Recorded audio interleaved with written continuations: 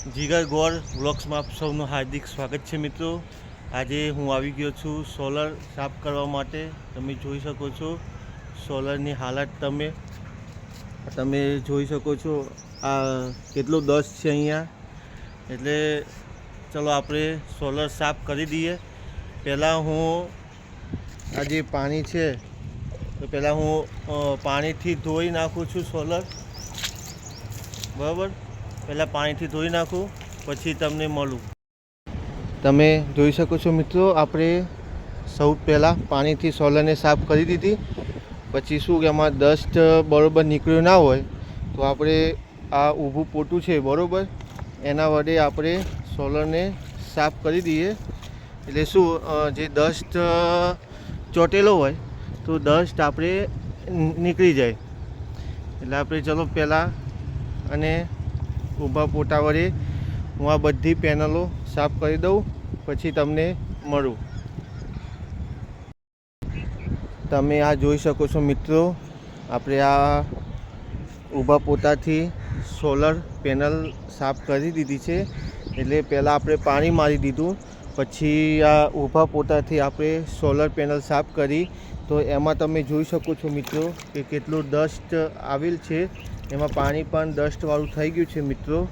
એટલે આપણે પહેલી વાર પાણી માર્યું, પછી આ ઊભા પોતાથી સોલર પેનલ સાફ કરી। હવે આપણે ત્રીજી વાર પાણીથી સાફ કરી દઈએ તો સોલર પેનલ સાફ થઈ જાય। તમે આ જોઈ શકો છો મિત્રો, આપણે આ ત્રીજી વાર પાણી સોલર પેનલ ઉપર નાખી દીધું છે। એટલે પહેલાં આપણે શું કર્યું, પહેલાં પાણી નાખ્યું, બીજી વાર આપણે ઊભું પોતું માર્યું, ત્રીજી વાર પાણી નાખ્યું, અને આ જે ક્લિપ નાખી હતી એનું કામ હતું અહીંયા જે પાણી ભરાઈ રહે એ નીચે નીકાળી દેવાનું। એટલે આપણે ટેસ્ટ કરી દઈએ તો શું એ બરાબર કામ કરે છે કે નથી કરતું, બરાબર। તો આપણે પાણી નાખીએ સોલર ઉપર।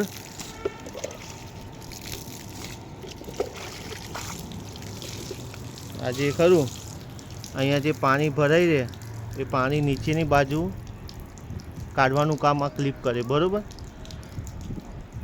તો તમે આ જોઈ શકો છો મિત્રો, ક્લિપ બરાબર કામ કરે છે।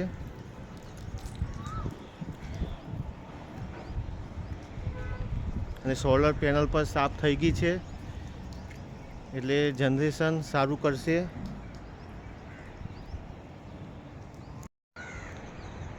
જો તમે જોઈ શકો છો મિત્રો, આપણે સોલાર પેનલ સાફ કરી દીધી છે।